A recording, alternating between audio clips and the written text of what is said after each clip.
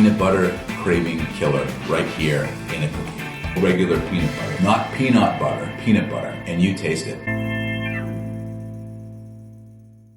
Welcome back to the Anabolic Hub, where we make anabolic deliciousness. We're back inside my kitchen today and we're doing another original recipe, high protein peanut butter cookies. If you love peanut butter, and who doesn't love peanut butter, and if you love cookies, who doesn't love cookies, you're going to absolutely love this recipe. It is peanut buttery, it is low calorie, it is, as mentioned, loaded with protein, and it will without a doubt be ideal for any shredding plan, any main gaining plan, and definitely any weight loss plan.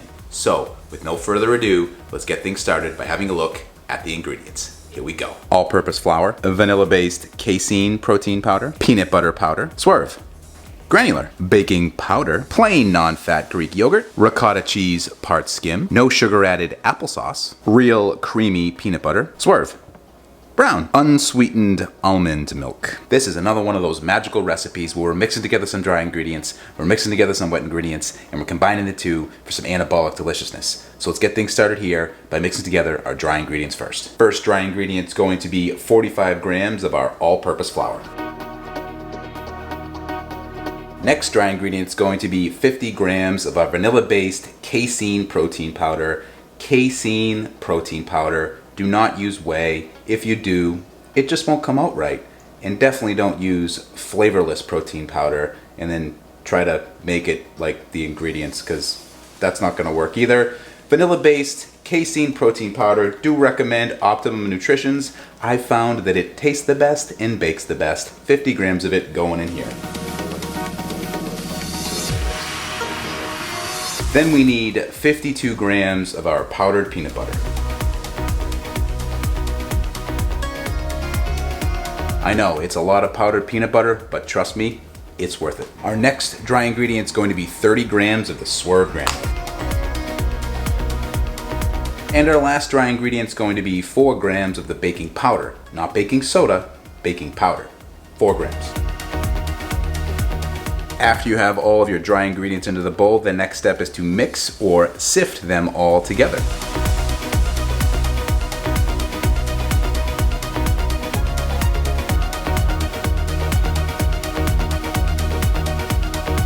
And I mean it, I know I say it all the time, don't sleep on the sifting. I know a lot of you in the comment section say you can just whisk the ingredients together or just mix them with a spoon, but seriously, sifting is the key. Dry ingredients done.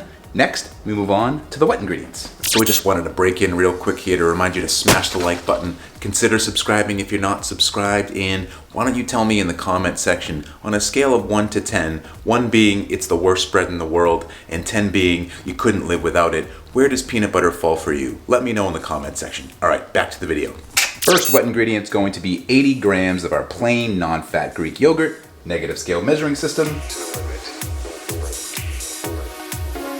And with that little bit there left on the spoon, we have 80 grams of the plain non-fat Greek yogurt. Exactly. Next wet ingredient is going to be 32 grams of our ricotta cheese part skim.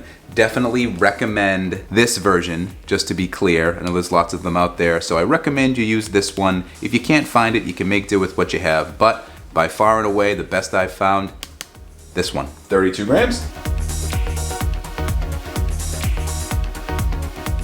Just like that, ricotta Kenny is back. Next up is the easiest ingredient to put in because it's already pre-measured out for you. We're gonna use 111 grams of our no sugar added applesauce. Conveniently, there is exactly 111 grams in this wonderful container. Just gotta scrape it down to make sure you get it all.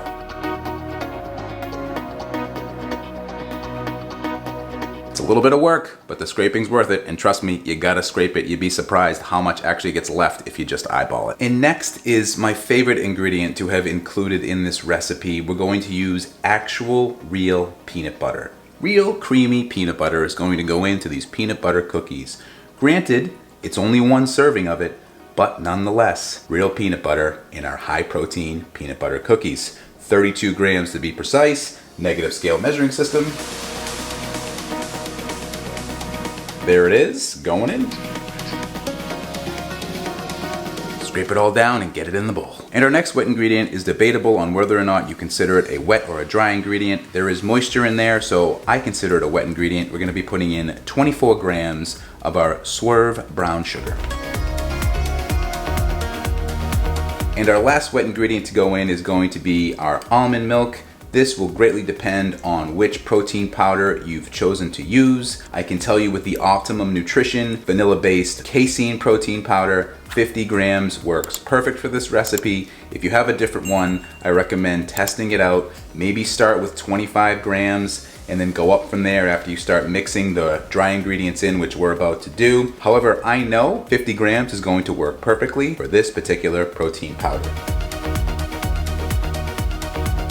And after you have all your ingredients in the bowl, you guessed it, we're gonna mix them all together. And you do want to make sure you get all of the wet ingredients mixed well. That ricotta cheese can sometimes be the hardest to mix in. So what I do is I use the back end of my spoon and I kind of smush it down a little bit and then mix it around.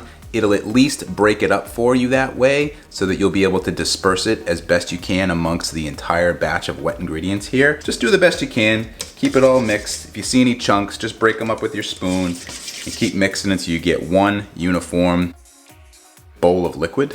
Wet ingredients done. Next, we're going to add in our dry ingredients, which we'll do in 3 separate batches. Batch number 1. Batch number 2. And of course, batch number 3.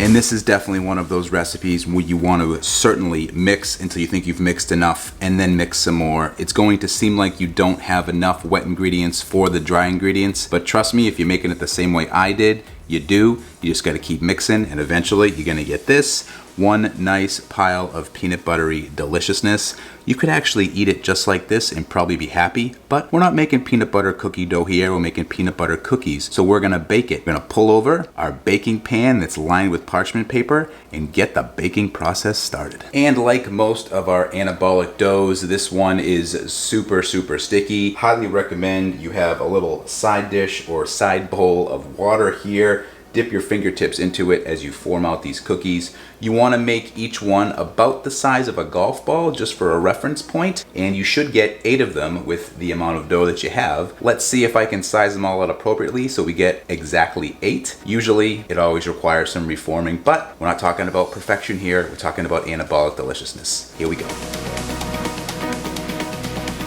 So you're looking at something about this size.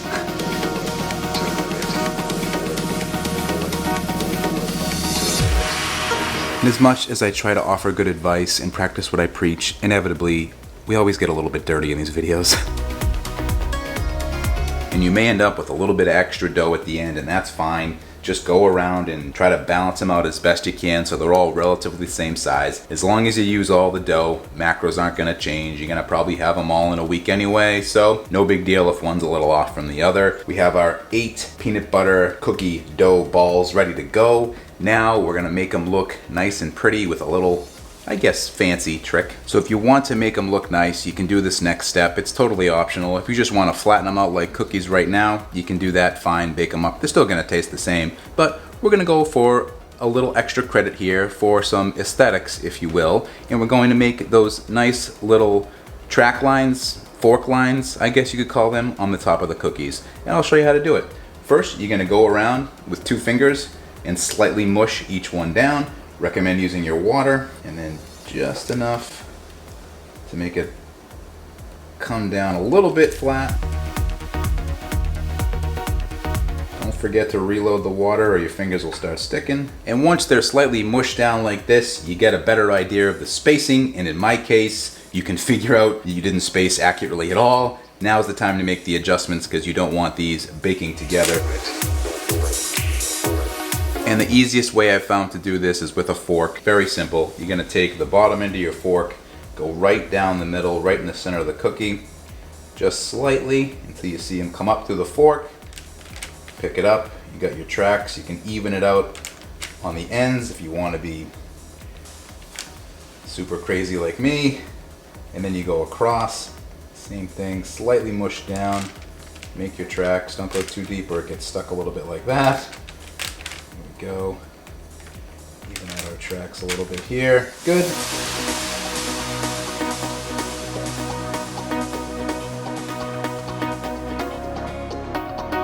And just like that, we are finished. It is time to start baking. We have our oven preheated to 350 degrees Fahrenheit or 175 degrees Celsius, and we're gonna bake these for 12 to 15 minutes. I find that 12 minutes is perfect, but definitely check it along the way. Then we're gonna allow them to cool for 10 minutes, and you know where we're going next.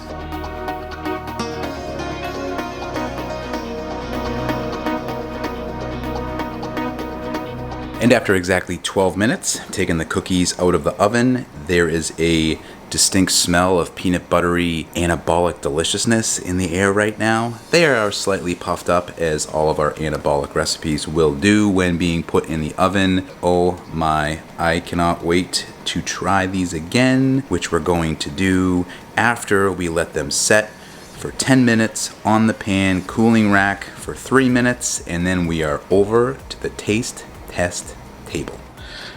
And we're back at the taste test table yet again to try another original recipe, high protein peanut butter cookies.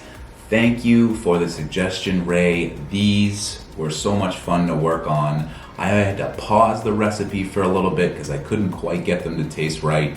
But after thinking it through a little bit further, and I took one more try, and lo and behold, here we have them. The perfect high protein peanut butter cookie recipe. Complete, done, delicious. Can't wait for you to try it. Speaking of trying it, I'm gonna try one. I'm gonna take the one right here, give you a close-up look as to what it looks like. See, our fancy grooves are in there.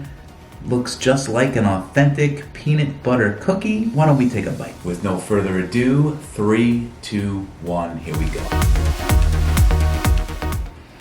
Oh yeah. I know there's PB2 in there, but there's also regular peanut butter. Not peanut butter, peanut butter. And you taste it. The perfect amount of sweetness, the perfect amount of peanut butteriness. Absolutely delicious. So good. And I'll go through my usual anabolic cookie disclaimer. It's not a crunchy cookie, in case you're expecting a crunchy cookie when you make these.